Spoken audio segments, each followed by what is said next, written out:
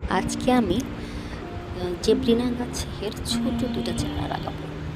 এটা আসলে আমি চারা বললে ভুল হবে, ছোটোই দুটো জাস্ট ডাল। প্রথমে একটা পট বাছাই করে নিবা। সেটা হচ্ছে যে একটু সাইজে আমি বড় দিয়েছি, কারণ আমি এটাকে ঝোপালো বানাবো। এরপরে হচ্ছে মাটি নিতে হবে। এখানে গার্ডেন সয়েল আছে আর রেডিমিক্স মাটি আছে, যেটা আমি আগেই রেডি করে রেখেছিলাম। রেডিমিক্স মাটিটা, আর তারপরে ড্রেনেজ সিস্টেম, এটা সবচেয়ে বেশি ইম্পর্টেন্ট গাছ লাগানোর জন্য। ড্রেনেজটা ভালো আছে কি না। এখন আমি যেটা করব সেটা হচ্ছে যে ফুটাগুলোকে একটা টাইলস বা পাথরের সাহায্যে ভরে দিব, মানে মোটা আটকে দিব। এখন দিয়ে দিচ্ছি মাটিগুলা, আর ভালো মতন এগুলো আমি প্রথমে মিক্সড করে নিয়ে দিয়েছি, কারণ যেন সম্পূর্ণভাবে এটা বসে যায়।